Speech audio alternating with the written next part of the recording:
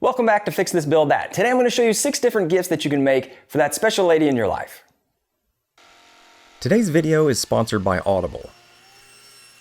I'm going to show you an easy way and a harder version for each of these projects and sprinkling in a bunch of tips and tricks along the way and some epoxy. So let's get started with this easy wine glass caddy. The DIY caddy is very simple. You only need a small 1x4 to make it. I started off by grabbing a typical bottle of wine that my wife and I might drink. Unfortunately, Boone's Farm was out of stock, but this will do. Make sure your largest wine glasses will fit, and for me that meant a 12-inch wide caddy. I cut the 1x4 down to size, then I came back to the bench to fancy it up a little bit. I made marks a 1/2 inch in from each side, and the caddy is going to curve in from the center of the long edge on each side to these marks. An easy way to make a nice consistent curve is to use a metal ruler as a bow. I eyeballed the curve that I needed, and then I ran tape between the two ends of the ruler as it was bent to hold that curve in place. It was a little too shallow, so I took the tape off and adjusted it to dial it in right where I needed. I traced the curve of the ruler with a pencil to lay out my arc, then I spun the 1x4 around and repeated it for the other side. Now, a jigsaw is a perfect DIY tool for cutting curves. I followed the lines on each side and I had my shape blank. Now next, I made marks for the holes that'll hold the wine bottle and the glasses. I put the glasses 1 3/4 inch in from the ends and centered the hole for the bottle. Then I drilled a 1 1/4 inch hole in the center, followed by 3/4 inch holes for the wine glasses. I used a Forstner bit here, but a spade bit will work just as well.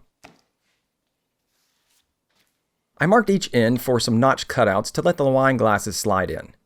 Now the notch is flared out from a 1/2 inch at the hole to 3/4 inch at the end of the caddy. Now after the layout, I cut these lines with my jigsaw as well. I used a random orbital sander to smooth the outer edges of the caddy for the next step. Now to round over the side of the edges, I used my router. I used a 1/4 inch roundover bit for the holes and the notches. Then I used an 1/8 inch roundover bit on the outer edges. Now the smaller roundover on the edges gives the caddy a lighter feel, while the larger roundovers helps hold the glasses better. And that's it for construction. From there I just sanded everything smooth and then I applied some dark stain with a rag. After the stain was dry, I applied several coats of a satin lacquer to give it a nice sheen and some protection. So in just an hour or so, you can have a nice little gift to pair with a bottle of wine and some glasses for display or travel.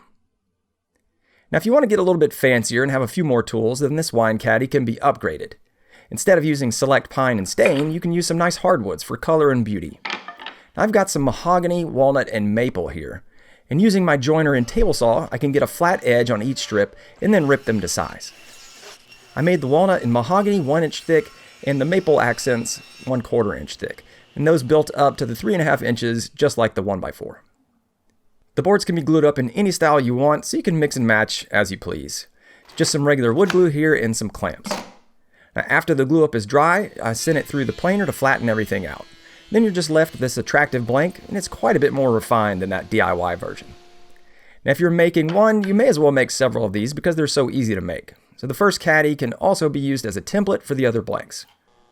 Now using a drill press and a bandsaw makes short work of drilling the holes and making the profile on the caddy. But I did still cut the notches with a jigsaw. The clean cut blades that I use give a much smoother finish than the bandsaw, and they barely need any sanding.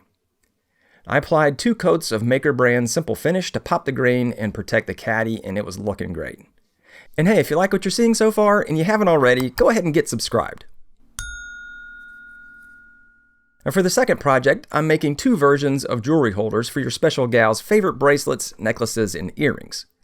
The DIY version of the jewelry holder will start with another 1x4 for the base. I cut the piece to 16 inches and I used my curved ruler trick to lay out a similar curve like the wine caddy. I cut the curves again with my jigsaw and then I sanded the sides flat with a sanding sponge. And next I laid out some marks 2 inches in from each end and in the center of the board. And no, this isn't a Magnum wine caddy, but yes, the build is very similar to this point, and that might be a good idea. Instead of drilling through holes in the board, I used a 1 inch Forstner bit to drill down about 3/8 inch on each mark. I sanded the sides and face, and then I rounded over the edges with an 1/8 inch roundover bit to finish up the base for the jewelry holder. The arms to hold the jewelry will be 5/16 inch dowels mounted into 1 inch dowels that will sit in the holes that we just drilled. And this jig is going to let me drill centered holes through those 1 inch dowels. I drilled through this piece of plywood with a 5/16 inch bit, making sure I stayed level up and down while the piece of plywood was flat on my bench. Now the plywood makes it easy to tell if you've drifted or not by looking at the plies. Then I drew a line between the entry and exit holes, and after that I just drilled a 1-inch hole centered on that line to finish the jig. Now the top hole is a 1/4 inch from the face of the jig, so I could put the 1-inch dowels flush into the hole and drill through the dowel and have a centered hole.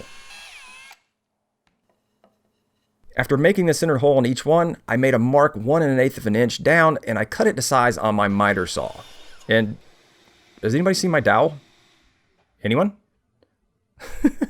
After looking around for a little too long, I went back to instant replay and I saw that the dowel had got sucked up into the vacuum.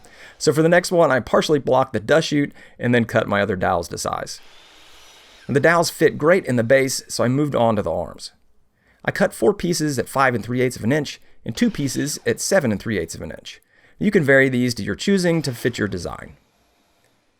I made a mark 3/8 of an inch in on each dowel as a visual indicator for how far I wanted to install it into the 1-inch dowels so that it would have nice support and glue surface. To install them, I put glue in the 1-inch dowels and inserted them into that line that I had just drawn. I adjusted all the dowels before spray painting them gold for a brass look and applying stain and finish to the base before assembly. And while I'm finishing this one up, let's talk about today's sponsor, Audible.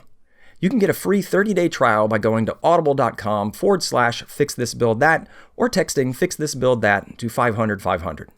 Now, I've been an Audible member for almost a year now, and working in the shop can be boring and lonely, but I can pop on a book and I can learn something new or hear a great story while I'm sanding or waiting for glue to dry. Now, recently, I've been listening to Sherlock Holmes, as narrated by Stephen Fry. It's from the original stories by Arthur Conan Doyle, and this audiobook is almost 63 hours long.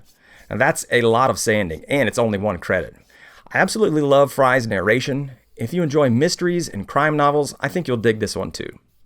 Audible members can choose 1 audiobook and 2 Audible originals every month.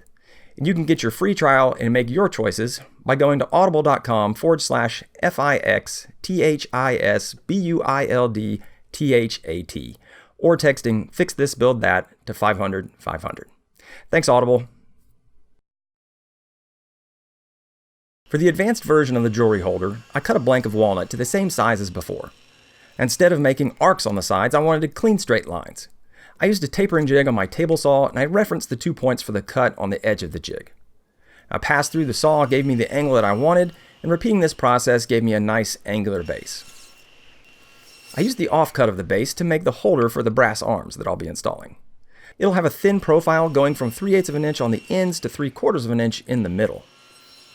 After the base parts were cut, I cleaned them up with a sanding block and broke all the edges. The brass rods I'm using are a 1/4 inch, so I laid out and drilled holes through the edge of this small strip to fit them. 1 hole was centered on the strip and the others were 4 inches apart on either side of it. I test fit the brass bars and they went in really nice and snug, so I was ready to glue down the strip. To get the strip centered on the board, I measured in 2 inches from each end and I placed a strip of tape there as a guide. Then I marked the center of the base on the tape and I put a small mark on the center of each end of the strip. I applied a very thin amount of glue here so that I wouldn't have to deal with any squeeze out, which can really be difficult and mess up your finish. Then I lined up the parts on the marks that I've made, and having the bars installed here gave it a little bit more weight and just made it a little easier to position. And before clamping it down, I checked the strip for square and then I locked it in place to dry. While it was drying, I cut 2 of the brass bars to size. The ones I bought come in 14-inch bars, which I'll link to below, as well as the other items that I'm using today. But I cut the top and bottom bars to 10.5 inches for that diamond look. Oh, and don't cut these on the miter saw unless you have a metal cutting blade. Just trust me on that one. I applied 2 coats of Maker brand Simple Finish to pop the grain, and it was looking great. I finished the holder off with some keyhole slots on the back for mounting. This project looks sharp, and it makes a great spot to keep her favorite jewelry easily accessible and on display. The last gift idea I'll be making is a pair of charcuterie boards. The first one again will come from 1x4s, but I'm upgrading to poplar from pine. I had some offcut of poplar that I've used before, and I moved them around until I got the combination that I wanted. But you could get this whole project from 1 6-foot poplar board just by cutting it up into lengths. I cut 2 of the boards to 17 inches and 1 to 22 inches. A poplar can have green, purple, or dark streaks in it, so use those to your advantage in your design. I used the green in the handle for this one. And actually those greens will turn a nice caramel color over a few months as it's exposed to light. I glued up the 3 boards using a water-resistant glue and just enough to give me a little squeeze out. Now, after 30 minutes, I came back and I scraped off that squeeze out just to make sanding a little bit quicker. When the board was dry, I took it out of the clamps and I sanded it flat using 60 and 80 grit sandpaper on my sander. Now with a flat surface, I could cut the base square with my circular saw and lay out for the handle. I used a 2-inch can as a guide and some marks to make the handle somewhat more symmetrical. Then I drew the shape by hand and cut it out using my jigsaw. I cleaned up all the rough edges and smoothed my lines out. Then I drilled a 3/4 inch hole in the handle for hanging it. Now finally, I finished the shaping by rounding over all the edges with a 1/4 inch roundover bit for a nice smooth look. The cheese board got sanded up to 220 grit, and then I applied beeswax and an oil blend to seal the board. And it's a great utility serving board that you can make quickly with just a little bit of material. Now for the final project, I wanted to try some new things for an advanced meat and cheese board. That's right, we're going full charcuterie here. Or as we like to say it in the South, charcuterie. Hey Fred, pass me a Slim Jim off them there fancy charcuterie board. I started off with a little slab of walnut and I ran it through my planer to reveal some awesome grain. But the edges were going to be a little bit too thin, and instead of losing the thickness to get the whole board flat, I just cut them off on the bandsaw.